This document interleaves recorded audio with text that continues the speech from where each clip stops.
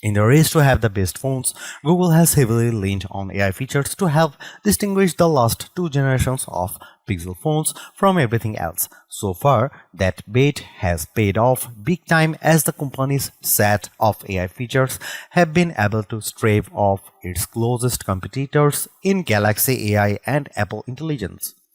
For its 10th generation models, the story is no different as the Pixel 10 Pro and 10 Pro XL are exemplified by AI assistants. I have been able to spend some time with them along with the Pixel 10 to get a feel for what these two Pro phones bring to the table. On paper, the hardware doesn't appear to gain a whole lot of upgrades over last year's model, but don't let that fool you because I started off feeling underwhelmed, only to realize there is more to them when you look deeper. In my Pixel 10 Pro and 10 Pro XL hands-on, you will find out exactly what makes them special. There's a little bit of a shakeup with their pricing, one that I can't say for sure if it's good or bad. The Pixel 10 Pro is priced at $999 US with 16 GB of RAM and 128 GB of storage. Higher storage options are available at 256 GB, 512 GB and 1 TB, which are priced at $1,099 US, $1,219 US and $1,499 US respectively. This pricing structure is identical to the current Pixel 9 Pro, so no surprises here. However, the surprise comes in the form of the price hike with the Pixel 10 Pro XL. That's because the starting price is now $1,199 US, which is an increase $100 over the Pixel 9 Pro XL's cost. I'm not complaining because it's a price hike nonetheless, but now it's accompanied by 256 GB of storage, which is double the amount offered with the cheapest Pixel 9 Pro XL. I suppose this is okay given how its main rivals, the Galaxy S25 Ultra and iPhone 16 Pro Max, both start off with 256 GB of storage. In terms of color options, you get your standard black and white options, porcelain and obsidian. If you want color, then you will have your choice between moonstone and jade. Between them, I prefer moonstone because it reminds me of the bay color of the Pixel 8 Pro, whereas jade doesn't have as much color saturation as I'd want. Pre-orders for the Pixel 10 Pro and 10 Pro XL are available right now with full retail availability beginning on August 28. Not much has changed with either phone since they recycle the same design as their predecessors, and that's not a bad thing either. I'm a fan of smaller phones, so I naturally gravitate towards the Pixel 10 Pro. No matter your size preference, both phones continue to feel solidity built and premium. That's because they employ spacecraft-grade aluminum frame, polished edges, and Corning Gorilla Glass Victus 2. On the back is the classic matte finish. This year's color options are a bit subdued in my opinion, seeing that the new colors, Jade and Moonstone, aren't as polarizing as prior colors. Still, there's no compromise with their constructions since they feature IP68 ratings. I really don't understand why Google continues to keep the temperature sensor, which is situated on the back near the LED flash. I suppose if there is a room and there is no major price hikes, it's one of those let's just throw it in features. If you look at the display specs of both phones, they are familiar because they are no different from last year's models. So that's a 6.3-inch Super AQI display for the Pixel 10 Pro and a 6.8-inch one for the Pixel 10 Pro XL. Indoors, they look amazing and have all the hallmark qualities that OLED screens offer. What I am really interested is in how bright either phone can get because the Pixel 9 Pro XL still has the record for the brightest screen we have been ever tested by reaching 2469 nits. Google only needs to beat itself, so it would be only setting the bar higher for everyone else. Google has it rated for a peak brightness of 3300 nits, but I just hope it can exceed the 1769 nits that the Pixel 9 reached. I spent more time checking out the Pixel 10 Pro and 10 Pro XL cameras during my hands-on time.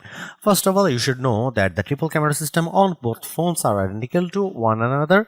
So that's a 50 megapixel main shooter, 48 megapixel ultra-wide, 48 megapixel telephoto with 5x optical zoom, and a 42 megapixel selfie. Secondly, the camera specs are identical to last year's phones. It would have been nice to get some new hardware upgrades, but that means a lot is going to hinge on new processing algorithms to get more out of them.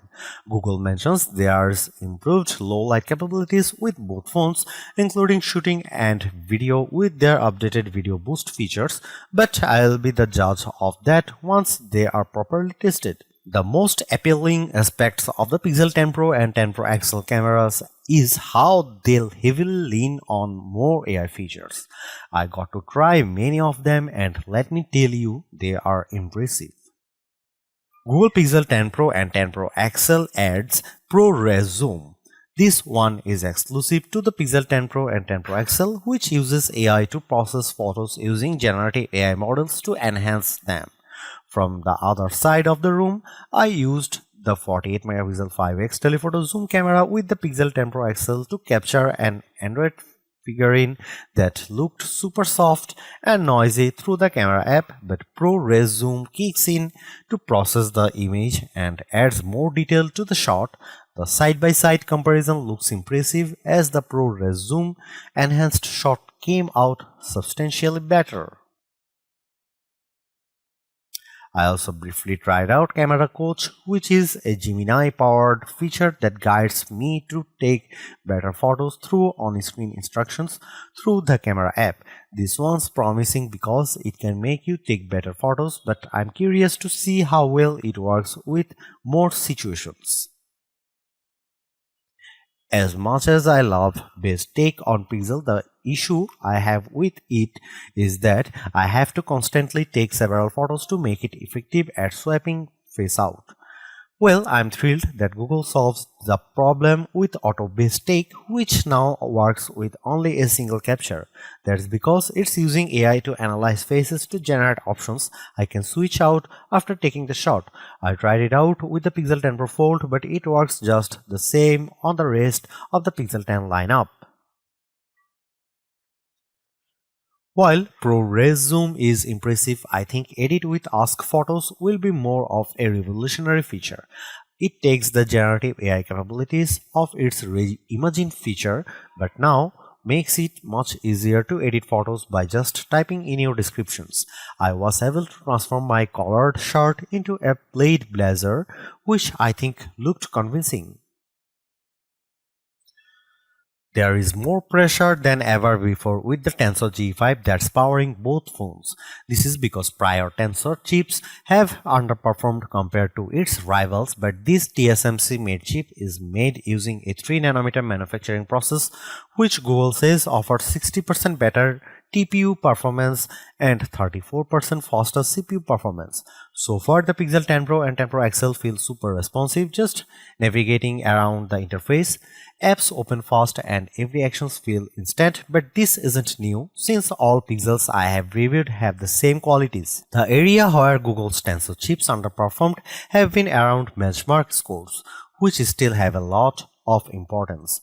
One area that significantly underperformed on past Tensor chips is GPU performance, so I am crossing my fingers that the G5 makes bigger gains around it. While I am confident that we'll get better power efficiency out of the Tensor G5, Google is packing a larger sized batteries in its new devices, a 4870 mAh cell in the Pixel 10 Pro and an even larger 5200 mAh in the Pixel 10 Pro XL. Both of these capacities are larger than their predecessors, which makes me more optimistic that they will offer bigger improvements with their battery life. Rumors about Google offering QI2 support for its Pixel phones have been around forever, but it's finally a reality with the Pixel 10 series thanks to PixelSnap. There are now magnets embedded into the Pixel 10 Pro and 10 Pro XL that allow them to work with new accessories, including a new PixelSnap charger with stand for wireless charging. I have even attached my MagSafe wallet to the back of the Pixel 10 Pro and it works like a charm, so I'm stoked about this edition. Speaking of wireless charging, PixelSnap offers QI2 wireless charging support up to 15 watt with the Pixel 10 Pro and an even faster 25 watt wireless charging speed with QI 2.2 support for the Pixel 10 Pro XL. If you want the fastest charging times, the Pixel 10 Pro XL supports 45 watt wire charging while the 10 Pro offers a less impressive 30 watt. Usually, Google's Pixel phones are fast to come preloaded with the latest version of Android, but the Galaxy Z Fold 7 and Z Flip 7 already gave us our first taste of Android 16. It's perfectly alright that Samsung stole Google's thunder with this, but what makes the Pixel 10 Pro series special is how it dives deeper into AI, and it's a revelation unlike any other. There is just an expensive set of new AI features that prove to me that other phones continue to play catch up. These aren't just noble features you might use once in a blue moon. They are stuff you can reliably use in your day-to-day duties. Here is what I got to check out with the Pixel 10 Pros. The Magic Queue.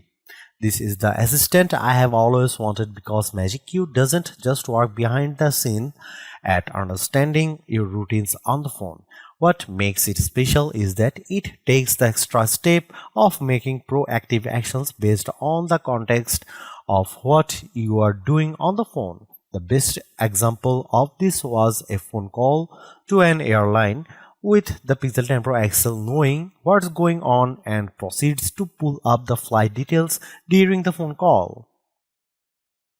The voice translate. This one is a perfect example of generative AI working in real time because not only does voice translate on the Pixel 10 Pro help with translating conversation between two different languages on a phone call, but it even adopts my voice so that I sound like I'm speaking another language. I demoed this out on a phone call with someone who was speaking German to me. His voice was translated into English on my end, while my responses on his end were in German, but with my voice and not some other assistant. Take a message. I have already put the Pixel's call screen feature to the test against Apple's version, but the Pixel 10 is adding to an experience with a feature called Take a Message. When you miss or decline a call, it will create a suggestion based on the context of the missed call message. Another thing worth pointing out about the Pixel 10 Pro and 10 Pro XL is that they get a 12-month Google AI Pro subscriptions, whereas the Pixel 10 doesn't. This gives them access to the best AI tools like being able to generate video with Veo 3, more researching capabilities, and all the AI multimodal capabilities with Gemini Live. This subscription normally costs $20 per month, but Google Pixel 10 Pro owners won't have to worry about that for a whole year. Lastly, Google's pledge of offering 7 years of major software and security updates means that these Pixels will keep on getting better thanks to new versions of Android and all the Pixel drop features like come in between.